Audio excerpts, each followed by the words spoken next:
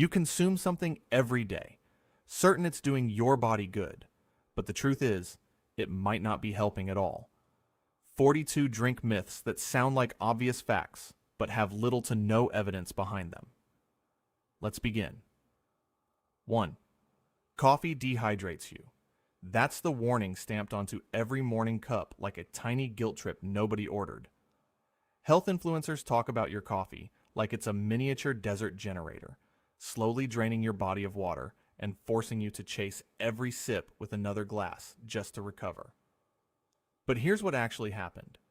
The idea traces back to a 1928 study involving fasting participants who were not regular caffeine users, given unusually concentrated caffeine doses under controlled laboratory conditions. This wasn't someone enjoying a normal cup of coffee before work on an ordinary morning. The details of that experiment disappeared as the message traveled through decades of wellness advice, leaving behind a much simpler and much less accurate warning.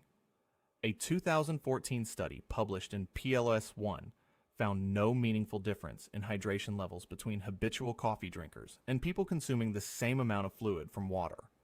The slight increase in urine production caused by caffeine only becomes significant at much higher doses, generally above 500 milligrams, or around 5 or more strong cups of coffee consumed at once. And regular coffee drinkers? Their bodies adapt. After just a few days of consistent caffeine intake, the mild diuretic effect becomes far less noticeable, making the whole concern practically irrelevant for everyday coffee habits. Your morning coffee isn't draining your body's water supply. It's giving you hydration with a little caffeine and a reason to wake up. The dehydration myth is basically recycled science, a claim built on outdated assumptions, missing context, and a conclusion that falls apart once you actually read the research. 2. Alcohol warms you up in the cold. It's one of those pieces of common sense, survival advice that has been passed down for generations. A quick shot of whiskey before heading into freezing temperatures, like a liquid jacket you can drink. The sensation is real. The science behind it is almost completely misunderstood. What alcohol actually does is cause vasodilation, expanding the blood vessels close to your skin and sending more warm blood toward the surface. That creates the familiar flushed feeling and tricks your brain into believing your body is getting warmer. But that warmth is not protection. It's heat leaving your core and escaping into the cold air around you. Your internal body temperature begins dropping while your brain is receiving a false signal of comfort, which is exactly what makes alcohol dangerous in freezing conditions. It doesn't just fail to help, it can increase the risk of hypothermia by making people feel safe when they are actually losing heat faster. This effect is well established in hypothermia research. Alcohol is frequently involved in cold weather deaths because intoxicated people often underestimate the danger, delay finding shelter, and ignore the warning signs their bodies are sending. That bottle of brandy isn't a portable blanket. It's a convincing illusion created by a pleasant sensation, a misunderstanding of human biology, and a myth that stayed alive long after the science proved it wrong. 3. You need 8 glasses of water every day.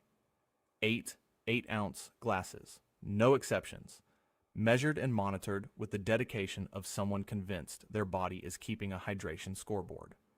It's one of the most repeated health rules on the planet. The only problem? It was never built on the solid scientific foundation people assume it was. The number traces back to a 1945 recommendation from the U.S. Food and Nutrition Board, which suggested adults consume around 2.5 liters of water each day. That sounds like the origin story of the famous rule, until you look at the sentence that came immediately after. It explained that a large portion of that water intake already comes from the foods people eat. Somewhere along the way, that important detail disappeared. What remained was a simplified number turned into a universal commandment, detached from the original context and repeated as if every human body operates on the exact same schedule. A 2002 review, published in the American Journal of Physiology, found no scientific evidence supporting. The 8x8 rule for healthy adults. Hydration requirements change depending on body size, physical activity, climate, diet, and how efficiently your kidneys regulate fluids. One fixed number assigned to billions of people with completely different bodies isn't a precise health rule. It's an approximation that somehow became a global obsession. Your body already comes with a hydration warning system. It's called thirst. Treating 8 glasses as a mandatory daily mission while ignoring the signal built into your own biology is like setting an alarm to remind yourself when you're tired instead of simply listening to your body. 4. Sports drinks hydrate better than water. Those brightly colored bottles have convinced millions of people that every workout requires the same recovery formula used by elite athletes competing for hours under brutal conditions. A simple trip to the gym somehow became a situation demanding specialized hydration technology. But the reality is much less dramatic. These drinks were originally created in 1965 at the University of Florida for football players training in intense heat for long periods of time. They were designed for a very specific environment, athletes losing large amounts of fluid and sodium through hours of heavy sweating. That situation has very little in common with a 45-minute workout in an air-conditioned fitness center. Electrolyte replacement only becomes truly useful after around 60 to 90 minutes of continuous, intense exercise when substantial sodium loss through sweat has actually taken place. For ordinary workouts, the added ingredients often provide more marketing value than physical benefit. A typical sports drink contains about 14 grams of sugar in a 12-ounce serving. Drinking one after a moderate workout can easily add back more calories than you just burned, turning a recovery drink into an unexpected calorie refill.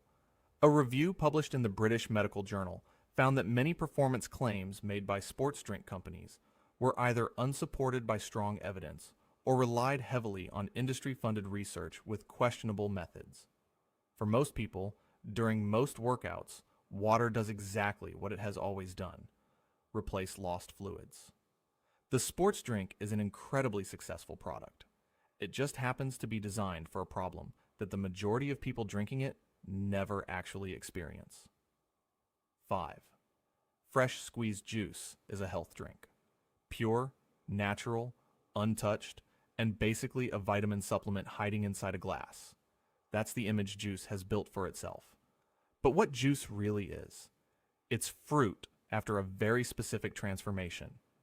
Someone took the whole food, removed the fiber, concentrated the sugar, and packaged the result as if it were the healthier choice. A medium orange contains around 3 grams of fiber and about 12 grams of sugar. An average 8-ounce glass of orange juice contains no fiber and roughly 21 grams of sugar, usually coming from the equivalent of 3 or 4 oranges squeezed together. That missing fiber is the entire difference. Fiber slows down how quickly sugar enters the bloodstream, helping prevent the rapid glucose spike that can happen when you drink juice. Whole fruit delivers sugar in a slower, more controlled package. Juice removes the part that helps regulate the delivery. The glycemic index of orange juice is around 50, while a whole orange sits closer to 35. The gap comes almost entirely from the fiber that disappears during processing. Large studies, including the Nurses' Health Study and the Health Professionals Follow-Up Study, found that frequent fruit juice consumption was linked with a higher risk of developing type 2 diabetes, while eating whole fruit was associated with a lower risk. Same fruit. Completely different effect on the body. Calling juice a health drink just because it started as fruit is like calling a fast food meal a fitness plan because it once contained a vegetable somewhere in the recipe. The original ingredient doesn't tell the whole story. The transformation does. 6. Milk builds strong bones. The daily glass has been promoted like a construction project for your skeleton, a mandatory maintenance routine that keeps your body's framework reinforced for life. But the scientific connection between drinking milk and stronger bones is far less straightforward than decades of advertising have made it seem. Some of the populations with the strongest bone health Outcomes consume very little dairy compared with countries where milk is a dietary staple. The relationship between milk intake and bone strength is not as direct as the classic drink milk, build bones message suggests. The Harvard Nurses' Health Study followed more than 72,000 women for 18 years and found that higher milk consumption was not linked to a reduced risk of hip fractures compared with lower milk consumption. Meanwhile, countries with some of the highest dairy consumption levels, including the United States and parts of Scandinavia, also experience some of the world's highest osteoporosis rates. Strong bones depend on a combination of factors: vitamin D, vitamin K2, magnesium, protein, and the mechanical stress created by weight-bearing activity. Calcium is important, but it is only one member of a much larger team. Milk focuses heavily on one nutrient, while the rest of the system does the work behind the scenes. The dairy industry spent decades promoting milk's role in nutrition through advertising, research funding, and influence on dietary recommendations, shaping a message that became deeply embedded in public health culture. Milk is a source of calcium. That part is true, but it is only one piece of a much larger puzzle. Calling it the complete answer to bone health is like calling a single brick an entire building. The material matters, but the structure depends on everything working together. 7. A glass of red wine a day is good for your heart. It's the one indulgence that the wellness world seemed willing to approve, repeated with a knowing smile by people looking for permission and a convenient piece of research to support it. The supposed miracle ingredient behind the claim is resveratrol, a polyphenol found in red wine that does exist, but in such tiny amounts that reaching the levels used in laboratory experiments would require drinking an absurd number of glasses every day. The famous heart health argument was built around the idea that these compounds could provide antioxidant benefits. But the reality becomes far less impressive when the actual amounts consumed are taken into account. A major 2018 study published in The Lancet analyzed health data from 195 countries and concluded that the lowest risk level of alcohol consumption is 0. Any possible protective effects were outweighed by the measurable increase in risks linked to cancer and cardiovascular disease. The long-standing J-shaped curve theory, which suggested moderate drinkers were healthier than people who avoided alcohol completely, has also been heavily challenged. Mendelian randomization studies showed that many so-called non-drinkers in earlier research included former drinkers or people who stopped drinking because of existing health problems, creating a misleading comparison from the beginning. The World Health Organization classifies alcohol as a Group 1 carcinogen, placing it in the same category as substances known to increase cancer risk. Enjoy a glass of wine if you choose. Just don't confuse a pleasant tradition with a medical treatment. The bottle may contain history, flavor, and culture, but it does not contain a prescription. 8. Energy drinks give you energy. The names suggest speed, power, and some kind of instant biological upgrade, which is an impressive promise for a product that is mostly caffeine, sugar, and aggressive branding packed into a colorful can. A typical 16-ounce energy drink contains around 150 to 200 milligrams of caffeine, roughly the amount found in a large coffee, along with 50 to 60 grams of sugar. That combination creates a rapid blood sugar rise, followed by the predictable crash that comes when the temporary boost disappears. One of the most heavily promoted ingredients is taurine, a compound naturally produced by the human body in adequate amounts. For people who are not deficient, multiple meta-analyses have found that adding extra taurine does not create meaningful improvements in physical performance or energy levels. Then, there are the B vitamins, displayed prominently on nearly every label as if they are the secret behind the effect. But in people who are not severely deficient, which includes the vast majority of consumers buying these drinks, extra B vitamins do not provide an energy boost. A 2019 review, published in Nutrients, found that when caffeine was separated from the other ingredients and compared with the same amount of caffeine alone, the performance results were essentially the same. The energy came from caffeine, not from the mysterious blend surrounding it. The boost an energy drink gives you is often borrowed from your future self, with the bill arriving later when your body collects the debt. It's a short-term loan disguised as a lifestyle product. The biggest breakthrough wasn't the formula, it was the marketing. 9. Alcohol kills brain cells. Every drink supposedly wiping out irreplaceable neurons forever. Heavy drinkers portrayed as slowly destroying their own brains, one night out at a time. The reality is more complicated, and the popular version gets one major detail wrong. At typical drinking levels, alcohol does not simply go through the brain and kill neurons on contact. What it can affect are the dendrites, the branching structures that allow neurons to communicate with each other. These connections can become damaged, but some of those changes may improve during extended periods without alcohol. The myth likely came from the obvious cognitive decline seen in severe, long-term alcoholism. But that decline is caused by a combination of factors, not just direct alcohol toxicity. Years of heavy drinking can involve nutritional deficiencies, reduced blood flow, inflammation, and other forms of accumulated damage that affect how the brain functions. Research from the University of California has shown that people recovering from alcohol dependence can experience improvements in cognitive performance and white matter structure after sustained periods of sobriety. That would be difficult to explain if their neurons had simply been permanently destroyed. Conditions like Wernicke-Korsakoff syndrome, which can occur in chronic alcoholism and involve serious neurological impairment, are primarily linked to thiamine deficiency rather than alcohol directly eliminating brain cells. Long-term heavy drinkers often suffer from poor nutrition, which plays a major role in the damage. The harm from excessive alcohol use is real, but the actual mechanism is far more complex than the simple one drink equals dead brain cells story suggests. Alcohol isn't wiping your brain's entire hard drive clean. It's more like damaging parts of the wiring system.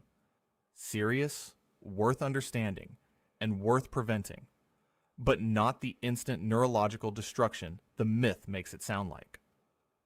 10. Decaf coffee has no caffeine. The safe option created for people who want the comfort, routine, and flavor of coffee without the stimulant effects. The compromise drink for the anxious, the sensitive, and anyone trying to avoid caffeine completely. But the truth is that decaf does not mean caffeine-free. It means caffeine-reduced, which is a much less appealing phrase for a product label. The decaffeination process removes around 97% of caffeine, according to FDA standards, but that remaining percentage still exists. It is a small amount, not a non-existent amount. Research from the University of Florida analyzing commercially available decaffeinated drinks found caffeine levels ranging from about 3 milligrams to more than 30 milligrams per cup. Some specialty decafs and darker roasts landed near the higher end of that range. For comparison, a regular cup of coffee typically contains around 80 to 120 milligrams of caffeine. That means a cup of decaf with 30 milligrams can still have a noticeable effect on people who are highly sensitive to caffeine, those managing anxiety symptoms, or individuals avoiding caffeine for pregnancy-related reasons. A study examining different decaf espresso products also found significant differences in caffeine levels, even between batches from the same brand. The amount left behind is not always consistent. For someone drinking several cups of decaf throughout the day, those small amounts can add up, potentially affecting sleep, increasing restlessness, or recreating the exact problems they were trying to avoid by switching. Decaf is a lower caffeine alternative. It is not a zero caffeine solution. If your body requires absolutely none, the fine print is quietly telling a different story than the front of the bag. 11. Beer specifically causes a beer belly. The name seems to prove the theory all by itself. The evidence appears to be right there in the phrase.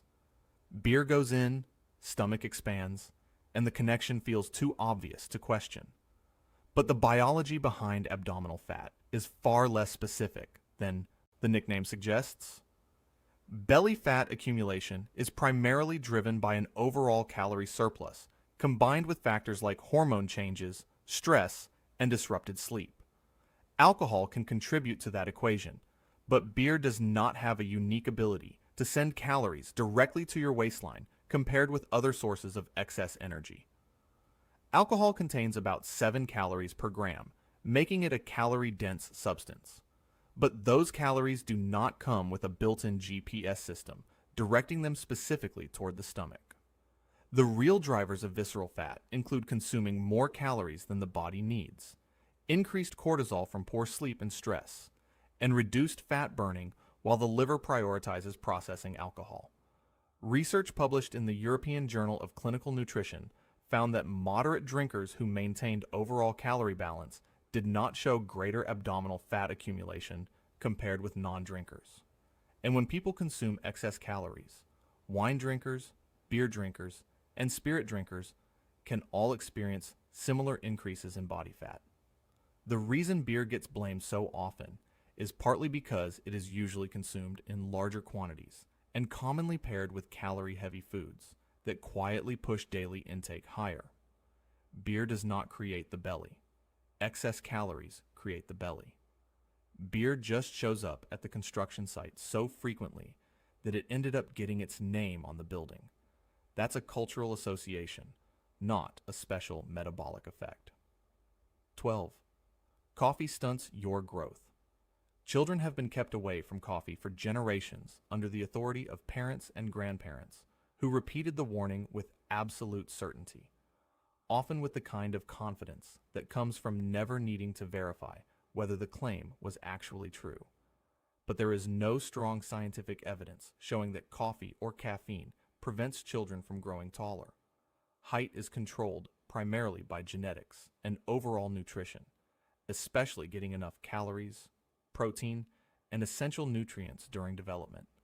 Caffeine has not been shown to interfere with growth plates or block the release of growth hormones at normal consumption levels. The myth is believed to have gained popularity in the early 20th century, partly through marketing campaigns from companies selling grain-based coffee substitutes. These brands positioned their products as the safer, healthier alternative while encouraging suspicion around traditional coffee, allowing a marketing message to survive long after the original competition disappeared. A 2006 study published in the journal Pediatrics found no connection between caffeine intake during childhood and reduced height or lower bone density among the population studied. What caffeine can do, especially in higher amounts, is interfere with sleep. And sleep genuinely matters for healthy development because important growth-related hormones are released during deep sleep. But that is a completely different issue. The concern is caffeine affecting sleep patterns, not coffee directly stopping bones from growing. The growth-stunting myth was never built on strong biology. It was built through repetition, reinforced at breakfast tables, and passed down long after the science had moved on. 13. Alkaline water is superior to regular water. It promises to neutralize the acid inside your body, accelerate metabolism, and deliver some kind of advanced hydration upgrade, which you can apparently recognize because it costs significantly more and comes inside a bottle designed to look like it belongs in a laboratory. The reality is that your body already has an extremely precise system for controlling acidity. Blood pH is maintained between roughly 7.35 and 7.45 through a constant balancing process involving the lungs, kidneys, and bicarbonate buffering system. That range is so tightly controlled that even small shifts can become medical emergencies requiring treatment, not something that can be achieved by choosing a different bottle of water. When alkaline water enters your body, it immediately encounters stomach acid with a pH between 1.5 and 3.5. The stomach neutralizes it before those minerals have any meaningful chance of altering your bloodstream, because regulating what enters the body is exactly what stomach acid is designed to do. A 2016 review published in the Journal of the International Society of Sports Nutrition found no convincing evidence that alkaline water provides improved performance or major health benefits for healthy adults. The one area where alkaline water may offer some benefit, reducing acid reflux symptoms for certain people, involves the esophagus, not changing your blood chemistry. And that same effect can often be achieved through much simpler and less expensive approaches.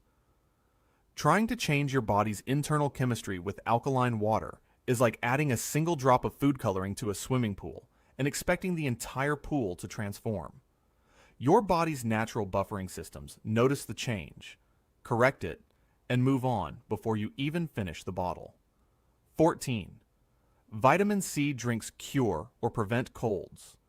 The moment the first sneeze appears, the tablet hits the water, the bubbles rise, and millions of people follow the same familiar routine. The belief feels almost automatic. A vitamin-powered defense system against the common cold. The problem is that the science behind it never really supported the confidence. The idea traces back largely to chemist Linus Pauling's 1970 book, which argued that extremely high doses of vitamin C could prevent colds. The claim was convincing, widely publicized, and became deeply embedded in popular health culture. But the controlled studies that followed failed to confirm the dramatic benefits people expected. A 2013 Cochrane review examining 29 controlled trials found that vitamin C supplements did not reduce the number of colds experienced by the general population. They did slightly shorten the duration of symptoms, around 8% in adults, but mainly among people with low vitamin C levels or those under extreme physical stress, such as endurance athletes undergoing intense training. For a person with a normal diet who feels a cold starting, the fizzy drink is mostly a comforting routine, not a medical intervention. The vitamin C supplement industry generates more than $1 billion annually in the United States, built largely on the lasting influence of Pauling's original theory and the appealing idea that increasing something beneficial must automatically create greater benefits. But the body has limits. Once vitamin C intake exceeds roughly 2,000 milligrams per day, the excess is mostly removed through urine. The result is a product that provides reassurance, a little flavor, and a very expensive job for your kidneys. 15. Green tea burns fat. Drink enough of it, and your body will supposedly turn into a calorie-burning machine while you sit comfortably, sipping your drink and feeling like you've discovered a metabolic shortcut. The reality is that green tea does have measurable effects. They're just far smaller than the advertising suggests. Green tea can slightly increase thermogenesis, meaning your body burns a small amount of additional energy. But under ideal conditions, that boost may only equal around 80 extra calories per day, roughly the amount found in a small snack. And that assumes a controlled environment far different from casually drinking tea during the day. The compounds usually credited for this effect are catechins, especially EGCG, working together with caffeine. Research shows these compounds can increase metabolic rate, but the change is modest, generally around 3 to 4% in controlled studies. A meta-analysis published in Obesity Reviews found that green tea supplementation produced an average additional weight loss of about 1.31 kilograms over 12 weeks across the studies examined. That is a measurable effect, but nowhere close to the dramatic transformation promised by weight loss marketing. The supplement industry took these findings and turned them into concentrated green tea extract capsules sold at premium prices, despite the fact that a regular cup of green tea provides the same key compounds for a fraction of the cost. And the concentrated version comes with additional concerns. Green tea extract supplements have been linked to cases of acute liver injury reported to the FDA, making the pill form potentially riskier than the simple beverage it was based on. the fat-burning effect is real. It's just the size of a candle flame, not a furnace. The marketing department took a small biological spark and sold it like an industrial power plant. 16. Drinking milk when you're sick increases mucus and makes congestion worse. It's one of those household rules passed down with complete confidence, usually enforced by someone who heard it once and never had a reason to question whether it was actually true. The scientific evidence on this one is surprisingly straightforward. Milk does not increase mucus production. Controlled studies have repeatedly failed to find any meaningful connection between dairy consumption and the amount or thickness of mucus produced during respiratory infections. A double-blind trial published in the Journal of the American College of Nutrition gave 60 participants either regular milk or a soy-based alternative, while researchers monitored nasal secretions and congestion-related symptoms. The results showed no significant difference between the two groups. The feeling people describe after drinking milk is real, but it is not increased mucus.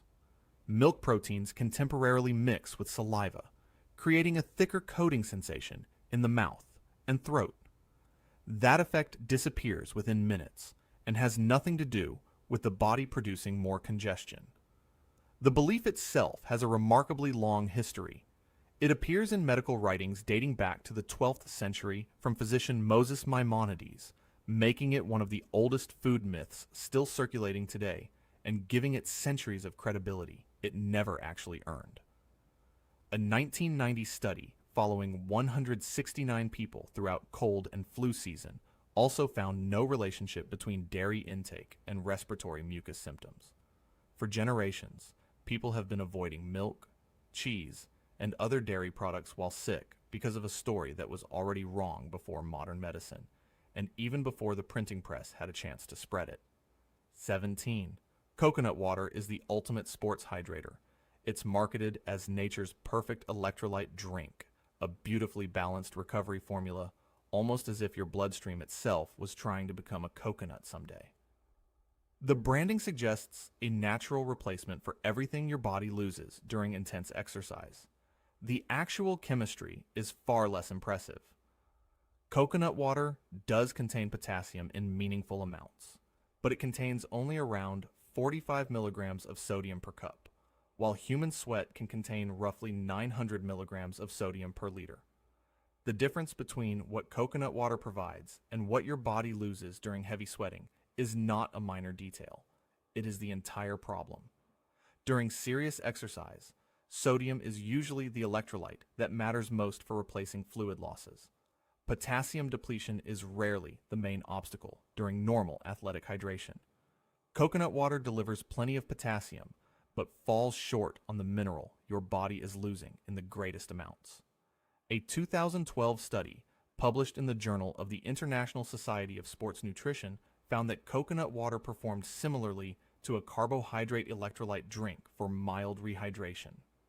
However, some participants experienced more nausea and stomach discomfort while drinking it during the study. The popularity of coconut water exploded in the early 2000s, fueled by marketing claims suggesting it was nearly identical to human blood plasma. Those claims were later withdrawn following settlements with the Federal Trade Commission. Drink it after a walk, at the beach, or because you enjoy the taste. It's refreshing, and it provides fluids. Just don't mistake a tropical beverage for a scientifically optimized replacement for what your body actually loses during intense training in extreme heat. 18. Drinking strong spirits when you're sick kills the germs from the inside. It's disinfectant logic applied directly to the human body, and it sounds just believable enough that people have repeated it for generations. If alcohol kills germs on surfaces, the reasoning goes, then surely enough of it inside the body must do the same thing. The problem is that the chemistry does not work that way. Ethyl alcohol can act as a surface disinfectant, but only at concentrations generally between 60 and 90%. Even the strongest commercially available spirits usually contain around 40% alcohol by volume, already below the effective range before the liquid is diluted further inside the stomach and bloodstream. A 2015 study published in Alcoholism, Clinical and Experimental Research found that even moderate alcohol consumption can temporarily weaken immune responses for up to 24 hours by reducing natural killer cell activity and affecting cytokine production. In other words, the drink may be putting pressure on the exact defense system your body needs to fight the infection. Most respiratory viruses and bacteria are not floating freely through your bloodstream, waiting to be dissolved by alcohol. They are primarily located in the mucous membranes of the nose and throat, areas where drinking alcohol does not deliver a useful disinfecting concentration. Hot drinks can genuinely make you feel better while sick through warmth, steam, hydration, and ingredients like honey that soothe irritated tissues. But that relief comes from the temperature and the soothing ingredients, not from the alcohol. Using spirits to kill an infection is like trying to clean a stain by spraying a tiny amount of the wrong chemical onto a completely different part of the room. The concentration is wrong, the target is wrong, and your immune system would much rather have a good night of sleep than another round. 19. Diet soda is a safe alternative to regular soda. 0 calories, the same sweet satisfaction, and the responsible choice for anyone trying to cut back without feeling like they are giving up everything they enjoy. It became the perfect compromise. All the flavor, none of the sugar. But the long-term health picture is more complicated than the calorie count suggests. Artificial sweeteners, such as sucralose and saccharin, are hundreds of times sweeter than sugar, and research suggests they may influence taste preferences, gut bacteria, and the way the body responds to sweetness. Some studies have found changes in glucose regulation among certain individuals, although the long-term effects remain debated. Observational research has also found associations between diet soda consumption and weight gain, though scientists continue to debate whether the drink itself causes the change or whether other lifestyle factors are involved. Diet soda removes the sugar, and that is a genuine advantage. But it does not transform the drink into a health product. You traded the calories for a different set of questions, keeping the artificial sweeteners, acidity, and the expectation that a 0-calorie label automatically means 0 consequences. It is a different choice, just not a perfect one. The marketing promised a clean escape. The science delivered a more complicated deal. 20. Coffee is bad for your heart. It makes your pulse jump, sends your blood pressure upward, and turns the morning cup into something that looks like a cardiovascular warning label. For decades, coffee carried a reputation as a threat to heart health, but much of that fear came from early studies that failed to account for one major factor.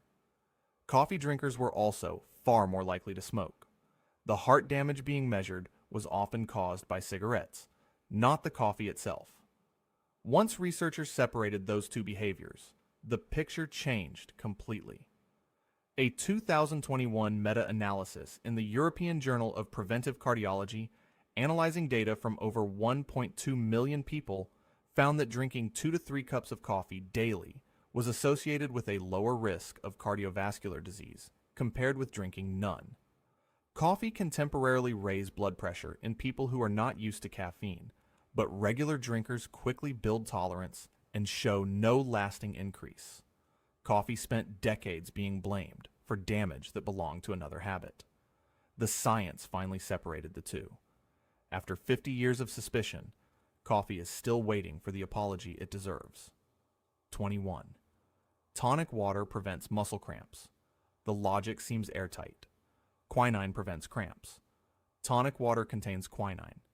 Therefore, ordering a gin and tonic becomes a casual medical strategy disguised as a happy hour decision. The problem is the dose. Therapeutic amounts of quinine historically used for medical purposes are typically around 500 to 1,000 milligrams. A standard 12-ounce serving of tonic water contains roughly 83 milligrams, less than a fraction of the amount required to produce the intended effect. The quinine in your drink is not reaching your muscles in a concentration capable of changing what your calves are doing. The FDA banned the promotion of quinine products, specifically for treating leg cramps, in 1994 and strengthened restrictions in 2006 after reports of serious side effects, including dangerously low platelet counts and abnormal heart rhythms at medical doses. So the ingredient behind the myth has a strange problem. The amount found in tonic water is too small to work, while the amount needed to work carries risks that make it unsuitable for casual use. Despite this, the belief remains so common that doctors still hear it regularly from people looking for relief from recurring cramps. Actual strategies with stronger evidence include proper hydration, maintaining electrolyte balance, and stretching. The quinine in your tonic water is basically a background actor who was accidentally given the main role. It's present, but it is not doing what the story claims. Enjoy the drink. Your muscles, unfortunately, are following their own script. 22. Non-alcoholic beer has absolutely no effect on the body. Drink 6, nothing changes. It's just fizzy reassurance in a bottle, a beverage designed to make you feel responsible, while doing absolutely nothing biologically. But the reality is more complicated. US and European regulations allow products labeled non-alcoholic or alcohol-free to contain up to 0.5% alcohol by volume. One bottle contains very little alcohol, but several servings can add up. 6 non-alcoholic beers can contain an amount of alcohol roughly equivalent to a standard drink, which matters for certain individuals, especially those with specific medical concerns or a history of alcohol dependence. For people recovering from alcohol use disorder, the issue is not only the alcohol content.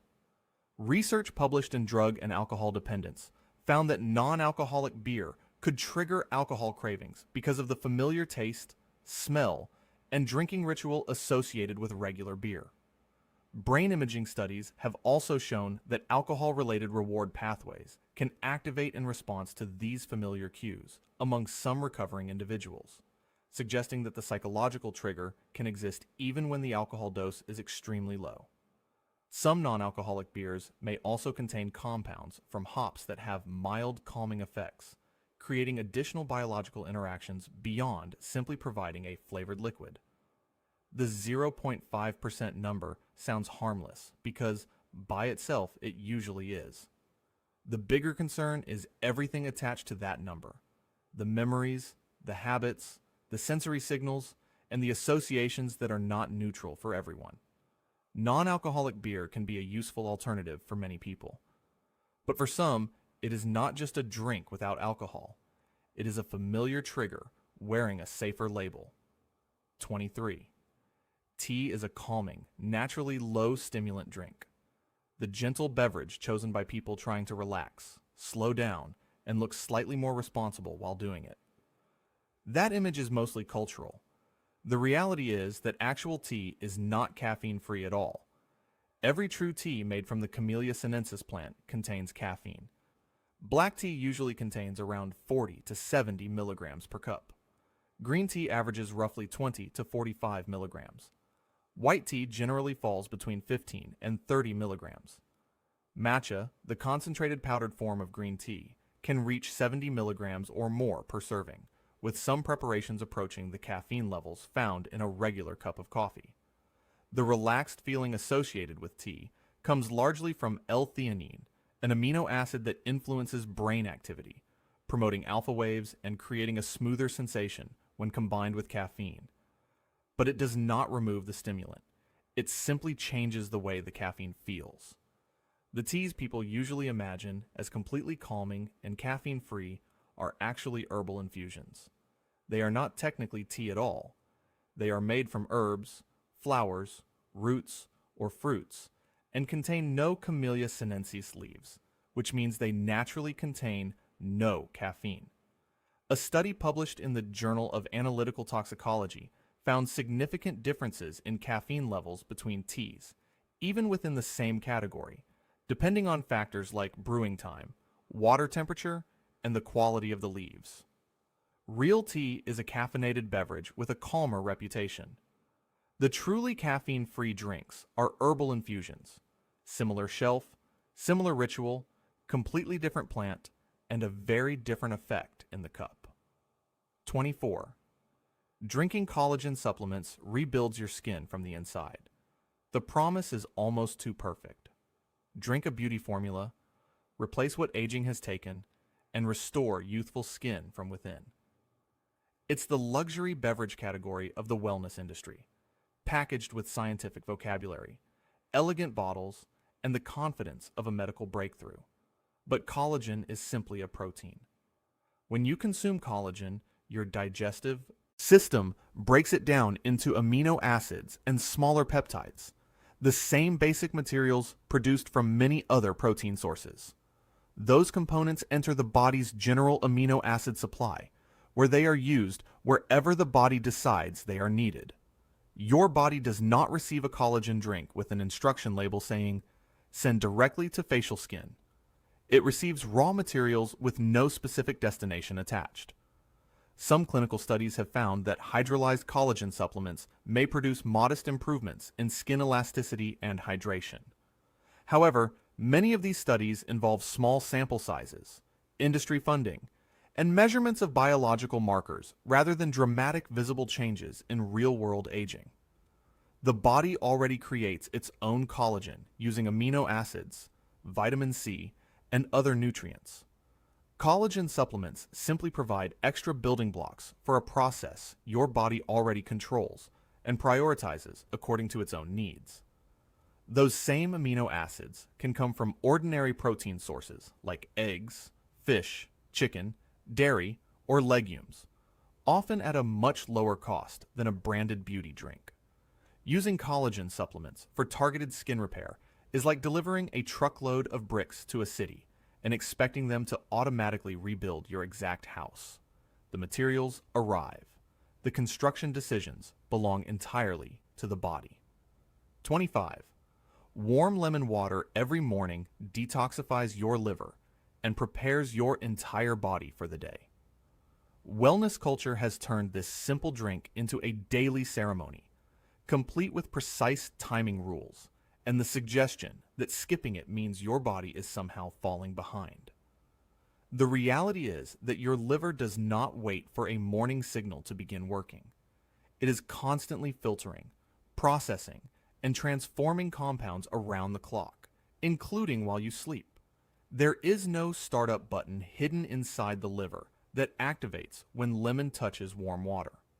The citric acid in lemons has no proven ability to enhance the liver's phase 1 or phase 2 detoxification pathways through increased enzyme activity in humans.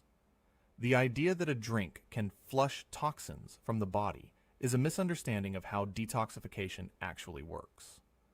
The liver handles fat-soluble compounds by converting them into water-soluble forms through complex enzymatic processes, controlled by genetics, overall health, and liver function, not by consuming a specific beverage beyond meeting normal hydration needs.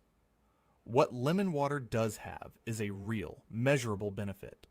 The citric acid in lemons can increase urinary citrate levels, which may help reduce the formation of certain kidney stones, particularly calcium oxalate stones in people who are prone to them. That benefit is legitimate, specific, and far less dramatic than the detox claims attached to it. Your liver is a non-stop chemical processing system that has been operating since the day you were born. It does not need a lemon to start the morning shift. The ritual is harmless. The miracle story surrounding it is simply wellness marketing wearing a healthy disguise. 26. Sparkling water is quietly wrecking your teeth and is really just soda in disguise. The bubbles are the villain. The carbonation gets the blame. And the wellness-minded seltzer sipper is supposedly walking straight into a dental ambush. Here's what a pH meter actually says. Unflavored sparkling water lands around 5 to 6. Still water hovers near neutral at 7. Cola, by contrast, drops down to roughly 2.5 to 3.5. Enamel doesn't start dissolving until you cross below pH 4, which means plain seltzer never gets remotely close to that danger zone, no matter how long you sip it. Research published in the International Journal of Pediatric Dentistry backs this up. Sparkling water proved roughly 100 times less erosive than the sodas and juices it was tested alongside. On top of that, saliva does its job fast, buffering mild acidity within minutes. So casual carbonated water drinking between meals leaves plenty of recovery time before any real damage could build up. Now, flavored sparkling waters are a different story. The citric acid added for taste does push their acidity into a range worth watching, especially for people drinking large amounts daily. But that's not the same product as plain seltzer, and lumping them together is where this myth falls apart. Pointing fingers at carbonated water while soda, fruit juice, vinaigrette, and citrus fruit sit untouched in the same fridge is accusing the wrong culprit in a room full of actual offenders. The moment you put the numbers next to each other, the whole sparkling water is secretly soda theory collapses under its own fizz. Bone broth gets sold as a therapeutic elixir, a healing superfood beverage that supposedly straddles the line between food and medicine, delivering documented benefits for gut health, joint repair, and skin quality all at once. Bone broth is nutritious stock. It has protein and trace minerals in it, and drinking it is perfectly fine. But the collagen inside follows the exact same biological path as collagen supplements.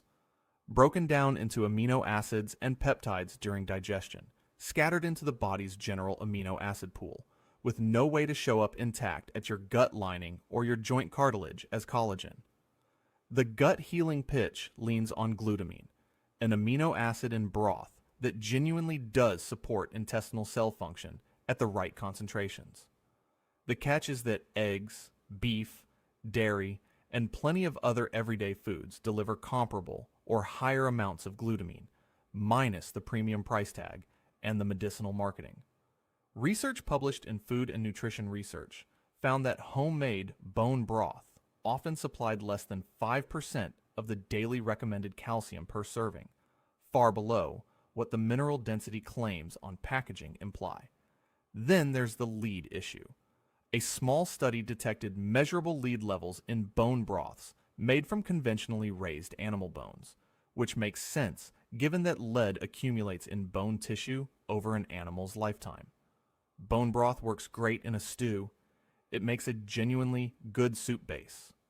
What it isn't is a pharmaceutical product, and the clinical nutrition white coat it's been dressed in was never actually its to wear. You supposedly need to chug extra water for every cup of coffee you drink. 1 cup in, 1 bonus glass out. A careful ledger to make sure caffeine's supposed theft gets repaid with matching hydration. This turns the dehydration myth into something worse, a daily water toll levied on anyone who drinks coffee. But research from the European Journal of Clinical Nutrition, which looked directly at whether coffee drinkers need to compensate with extra water, found nothing to support that advice for regular drinkers. The mix-up comes from a real but narrow effect. Caffeine does trigger a mild, temporary diuretic response in people who don't drink coffee habitually. Even then, though, the amount of urine produced from a 200 milliliter cup never exceeds the 200 milliliters you just drank. Run the numbers with the diuretic effect fully factored in, and coffee still lands as a net positive for hydration. This misunderstanding has become a marketing goldmine, spawning Hydration Companion, products and water brands built specifically around offsetting your coffee habit. It's an entire commercial category resting on a misreading of diuresis research that the actual research never supported. Your kidneys are already running these numbers in real time. They're not pausing to wait for your backup plan. Drinking extra water to cancel out your coffee is like depositing your paycheck, then depositing it again because you weren't sure the bank got it the first time. The system already works. The redundancy is all you. Pricey bottled water sourced from glaciers, volcanic springs, and ancient aquifers is supposedly a different animal from tap water when it comes to safety, purity, and mineral makeup, and worth the markup if you're serious about hydration. Here's the reality in countries with regulated municipal systems. Tap water meets or beats the safety standards bottled. Water is legally held to, and it gets tested far more often. The EPA oversees municipal tap water under the Safe Drinking Water Act, with extensive mandatory contaminant testing. Bottled water, meanwhile, falls under FDA regulation as a food product, with far less frequent testing requirements.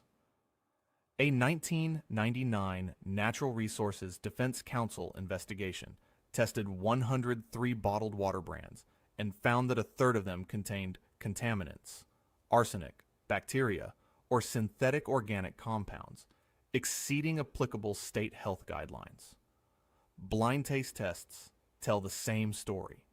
Studies published in peer-reviewed journals and independently repeated by consumer groups consistently show that most people can't reliably tell premium bottled water apart from tap water under controlled conditions. Then, there's the environmental toll. Roughly 17 million barrels of oil go into producing plastic water bottles in the US every year, and more than 80% of those bottles end up in landfills.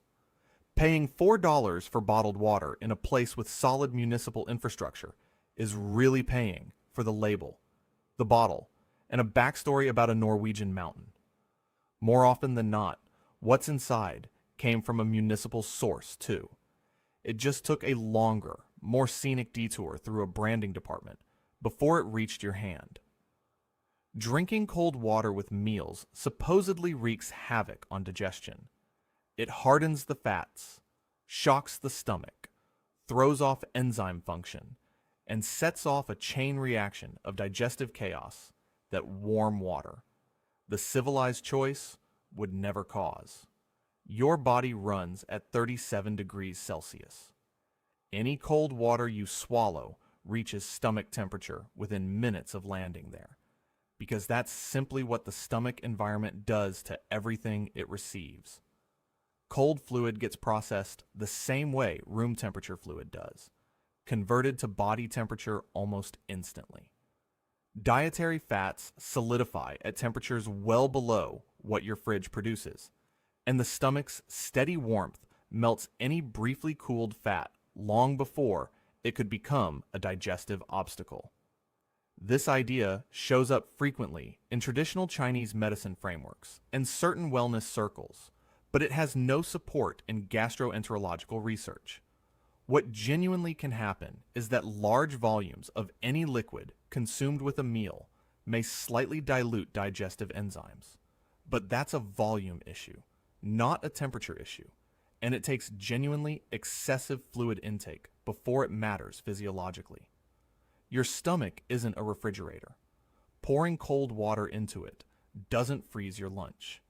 It's a warm, acidic, constantly churning environment that treats cold liquid pretty much like it treats everything else, by warming it up immediately and carrying on with the digestion it was already handling before you showed up. Chugging a gallon of water daily supposedly hands you clear skin, luminous, plump, and visibly improved, with zero other effort required beyond your commitment to the jug. Adequate hydration genuinely matters for overall health, and severe dehydration really does show up on your skin through reduced turgor and elasticity. But here's what drinking water beyond adequate hydration does for your skin. Essentially, nothing measurable. Skin hydration is governed mainly by barrier function, specifically the stratum corneum, and by sebum production, neither of which gets meaningfully boosted by water intake once you're already sufficiently hydrated. A review in Dermatoendocrinology found that additional water intake has minimal effect on skin hydration in people who are already adequately hydrated. The benefit curve flattens out fast. The gallon-a-day trend picked up steam through social media before and after posts, where all the accompanying lifestyle changes, better sleep, dietary tweaks, less alcohol, a revamped skincare routine, were never isolated from the water volume itself as a separate variable. Drinking excessive water can, in extreme cases, cause hyponatremia, dangerously low blood sodium. That's a real medical emergency, documented in endurance athletes and people following aggressive hydration protocols. Drinking a gallon a day for clearer skin treats your skin like a drought. Stricken landscape, just waiting for supply. If you're already hydrated, that extra gallon heads straight to your kidneys. Who handle this particular wellness trend with professional resignation?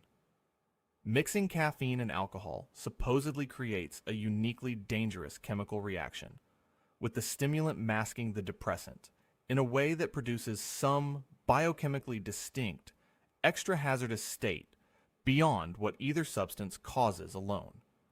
The underlying interaction is real. The way it's usually explained is not. Caffeine doesn't chemically react with alcohol in the bloodstream, doesn't alter how it's metabolized, and doesn't change the rate at which your liver breaks down ethanol. What caffeine actually does is dial down the subjective feeling of sedation at any given blood alcohol level. You feel more alert than your actual intoxication would otherwise suggest. And that gap is what creates real behavioral risk, since it tends to encourage people to keep drinking. The FDA banned pre-mixed caffeinated alcoholic beverages in 2010 after studies tied them to higher rates of unintentional over-intoxication and related risky behavior. But that ban targeted pre-mixed commercial products specifically, not the broader habit of having caffeine and alcohol on the same night.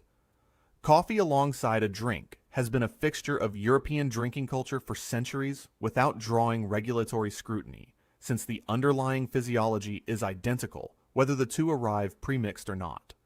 Caffeine doesn't cancel out alcohol. It straightens the tie on an intoxicated person and sends them back out into a situation they're not actually equipped to handle. Blood alcohol content stays exactly the same. Only their sense of how okay they are gets a confidence boost. 33. Lemon water supposedly kickstarts your metabolism and speeds up calorie burning. It's framed as the one legitimate morning performance upgrade, the kind of claim that just sounds true and gets repeated so widely online that nobody stops to check whether the evidence backs it up.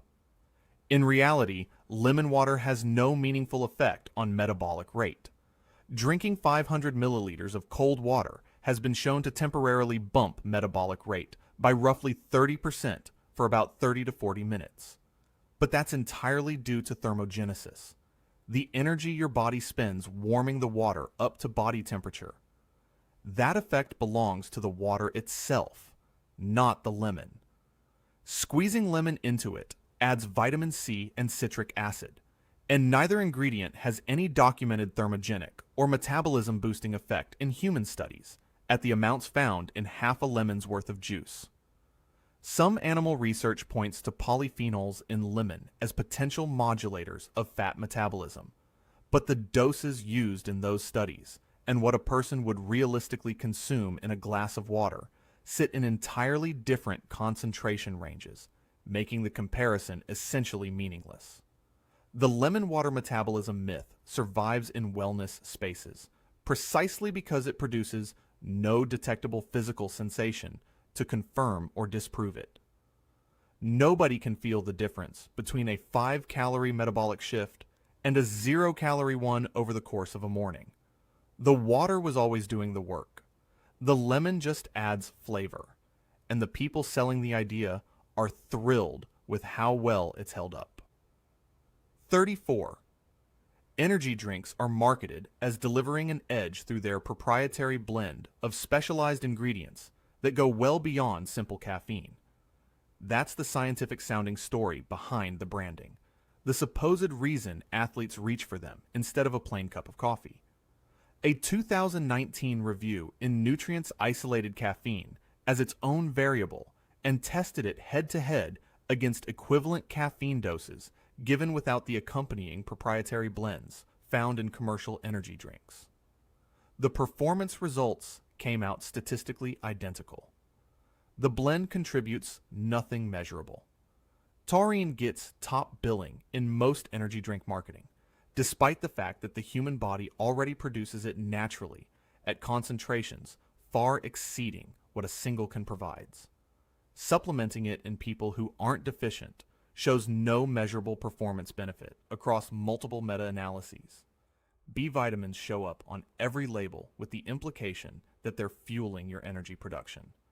But B vitamin deficiency, severe enough to actually impact energy levels, is rare in anyone eating a reasonably varied diet, and the typical energy drink customer isn't operating from a deficiency. Expectation does a lot of the heavy lifting here. In studies where participants believed they'd consumed an energy drink but hadn't gotten any caffeine, they still reported feeling more energized than baseline. Strip away the caffeine and the label, and what's left is an expensive, faintly sweet beverage wearing a confident font. Everything the drink actually delivers traces back to the one ingredient it shares with regular coffee and conveniently never mentions in the ads. 35. Cranberry juice cures UTIs. Your grandmother swore by it. Your doctor probably didn't push back too hard, and the juice aisle has quietly functioned as an unofficial pharmacy for this exact condition for decades. The science here splits into two separate claims that keep getting merged. As a cure for an active infection, cranberry juice has zero antibiotic properties and no documented way of dealing with bacteria that's already attached itself to urinary tract tissue. The proposed mechanism that proanthocyanidins in cranberries stops certain bacterial strains from adhering to the urinary tract wall is chemically plausible, but it's a prevention concept, not a treatment concept. Commercial cranberry juice cocktails only contain about 25 to 35% actual cranberry juice, padded out with a lot of added sugar, which makes them a weak delivery method even for the modest preventive effect the underlying chemistry might offer. A 2012 Cochrane review found that cranberry products didn't significantly cut down UTI occurrence compared to placebo or plain water, and later updated reviews found only a modest preventive benefit, and only in women with recurrent infections within specific study populations. For an active symptomatic infection, cranberry juice simply isn't the tool for the job. Antibiotics are, and putting that conversation off by trying juice first has a real, documented cost in how far the infection progresses and how long symptoms drag on. Reaching for cranberry juice during an active infection is bolting the door after the intruder's already inside. There's real logic in that lock. It just belongs on a different door than this one. 36. Kombucha supposedly delivers a serious probiotic punch straight to your gut microbiome. Billions of live beneficial bacteria rebuilding your digestive health with every fizzy sip. Functionally, the pitch goes, it's the same as a clinical probiotic supplement, just with a more interesting label. Clinical probiotic research is built on specific bacterial strains at specific verified doses. Lactobacillus rhamnosus GG at 10 billion colony-forming units, for instance, with documented survivability through the digestive tract and specific studied outcomes attached to it. Kombucha, by contrast, contains an unstandardized, shifting mix of bacteria and yeast that varies by batch, by producer, and by how long it's been sitting on a shelf, with no guaranteed strain identity, no verified count, and no tested ability to survive stomach acid. Most commercially sold kombucha is also pasteurized for shelf stability, meaning it's heated after fermentation, a step that kills off the live cultures that would make it a probiotic in the first place. Marketing pasteurized kombucha as a probiotic drink is the same logical move as marketing pasteurized yogurt for its live active cultures. The organisms actually present in kombucha's SCOBY are mainly acetic acid bacteria and assorted yeasts, largely different from the lactobacillus and bifidobacterium strains that carry the strongest published clinical evidence in gut health research. The FDA has even issued warnings about improperly fermented kombucha containing alcohol above labeled levels and unsafe acidity. Kombucha might contain some live organisms of uncertain species in an uncertified quantity, with no tested strain match to anything in the clinical literature. It's the probiotic you'd hire without checking a single reference, hoping it figures out the job once it shows up. 37. Drinking straight extra virgin olive oil supposedly flushes out arterial buildup and greases the joints. It's the wellness world's most ambitious shot, treating the cardiovascular system like kitchen plumbing in need of a premium oil change. Arterial plaque is calcified atherosclerotic buildup, not a grease clog. Oil can't dissolve it, dislodge it, or interact with it in any way resembling the pipe cleaning image people attach to this practice. Olive oil's cardiovascular benefits are real and well documented, but they work through anti-inflammatory mechanisms across long-term dietary patterns, specifically when olive oil replaces less healthy fats within a broader diet. The landmark pre-dimed study, the one most often cited for olive oil's heart benefits, was a dietary intervention tracked over years, not a supplementation routine built around isolated daily shots of oil. Oleocanthal, a compound found in extra virgin olive oil, does have documented anti-inflammatory properties, working through QX enzyme inhibition at normal culinary doses over time, essentially the same general mechanism as a mild anti-inflammatory medication. That's a far cry from physically scrubbing arterial walls. There's also the calorie math. A tablespoon of olive oil runs about 120 calories. A daily shot, marketed as a health ritual, tacks on several hundred extra calories for someone already getting plenty of fat from a normal diet. Olive oil is a genuinely excellent food with real benefits when used the way it's meant to be. Your cardiovascular system isn't a clogged drain, and the plumbing metaphor gets the anatomy wrong in every direction possible. 38. Green juice is pitched as nutritionally superior to eating the same vegetables whole. Concentrated, efficient, 12 servings crammed into a single glass, which is supposed to make the juice bar the smarter stop over the produce aisle. But juicing strips out the fiber, both the soluble and insoluble kinds, and that fiber is doing real work. Regulating glucose absorption, feeding beneficial gut bacteria, contributing to satiety, and acting as the structural framework that makes many of a vegetable's nutrients functionally usable by the body in the first place. Removing it and calling the result a more efficient version of the vegetable is the nutritional equivalent of ripping out a building's load-bearing walls and calling it a streamlined redesign. Some of the nutrients in vegetables, vitamins A, E, K, and certain carotenoids, are fat-soluble and need dietary fat present to actually absorb. Juice consumed on its own, without any fat-containing food alongside it, shows measurably lower absorption of these compounds compared to eating the whole vegetable as part of a meal that includes fat. Commercial cold-pressed juices running $9 to $14 often contain only modest amounts of actual leafy greens, padded out with apple, pineapple, or beet juice for flavor, which shifts the glycemic profile well away from what the label suggests.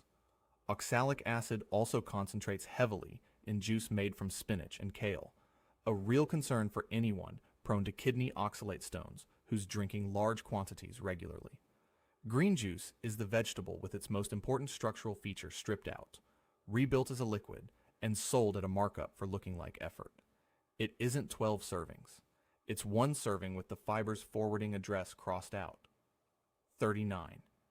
You supposedly have to down a protein shake within 30 minutes of finishing a workout, or muscle tissue starts breaking down and the whole session goes to waste. The anabolic window slams shut, and your biology becomes brutally unforgiving about how long you take to close the gap. A comprehensive 2013 meta-analysis published in the Journal of the International Society of Sports Nutrition looked at the relationship between protein timing and muscle growth across a wide range of studies. Total daily protein intake and training volume explained muscle growth outcomes far better than how quickly protein was consumed after a workout. The window isn't 30 minutes. It isn't even a narrow window at all. Muscle protein synthesis stays elevated for hours after resistance exercise, leaving the body with a long, forgiving stretch of enhanced capacity to absorb and use protein. What you eat before a workout matters just as much. Pre-session protein primes the muscles in ways that shape post-exercise recovery, regardless of whether a shake shows up the second you finish. The urgency narrative was extremely valuable commercially because it manufactured a logistical problem. the need to consume a specific product at a specific moment that only portable, ready-made protein products could conveniently solve. It shaped buying habits around a biological deadline that simply doesn't exist in the form it was sold as. Your muscles aren't self-destructing in the gym parking lot. They've sent a polite reminder about protein, and they're genuinely fine waiting until dinner. 40. Drinking more water supposedly flushes toxins out of the body. It's about as simple as a self-care claim gets. No equipment, no expertise, and no real need to define what a toxin actually is or where exactly this flushing is happening. The liver converts fat-soluble toxins into water-soluble ones through enzymatic reactions in phase 1 and phase 2 detoxification. Those reactions are driven by enzyme activity, liver health, and cofactor availability, not by drinking water beyond what's needed for basic hydration. Water does help carry the end products of that process out of the body, which is genuinely useful, but it doesn't speed up or drive the conversion process itself. Your kidneys filter blood continuously, regardless of how much fluid you're taking in above minimum hydration needs. Drinking extra water increases urine volume and dilutes it, but it doesn't increase how fast the kidneys filter blood, since filtration rate is governed by kidney function and blood pressure, not fluid volume. This toxin flushing story gets used to sell alkaline water, detox drink blends, and juice cleanses, all implying they boost elimination beyond what ordinary hydration and normal organ function already accomplish, a claim with no clinical support in any population studied. The one genuinely documented toxin-related benefit of adequate water intake is a lower risk of kidney stones, thanks to diluted mineral concentration in urine. That's a real specific mechanism, just not a particularly glamorous one. Your liver and kidneys don't need a flood. They need adequate support to keep doing a job they're already highly trained to handle on their own schedule. 41. Chocolate milk supposedly has no legitimate place in adult recovery or athletic nutrition.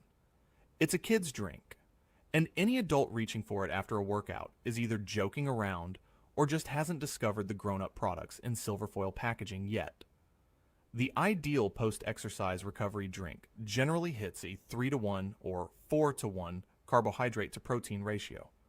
Chocolate milk lands at roughly 3-to-1 naturally, delivering about 26 grams of carbs and 8 grams of protein per 8-ounce serving. No manufacturing tweaks or premium pricing required. A 2006 study in the International Journal of Sport Nutrition and Exercise Metabolism found chocolate milk performed just as well as a commercial recovery beverage, and better than a carbohydrate-only drink, at replenishing glycogen and supporting muscle repair markers in the athletes tested. The whey and casein proteins naturally present in milk provide both fast and slow-releasing protein. A combination research suggests works better for extended post-workout recovery than formulas built around a single protein source. Multiple follow-up studies have replicated these results in cyclists, swimmers, and runners, and several sports nutrition organizations have acknowledged the evidence. Yet the cultural stigma hasn't budged an inch. Chocolate milk has been sitting in the kids section of the vending machine this whole time, quietly doing legitimate sports science work. Everything the branded recovery products charge a premium for, chocolate milk delivers at a fraction of the price, minus the foil packaging. The embarrassment here belongs entirely to the marketing department. 42. Drinking enough water supposedly cures a hangover. It's dehydration, the logic goes, so replace the fluid and function returns. A simple transaction that every experienced drinker has tested, and every subsequent morning has partially disproven. Dehydration is one piece of a hangover, but it's not the central mechanism behind the worst symptoms. And full rehydration doesn't eliminate them in any controlled study that's examined the question directly.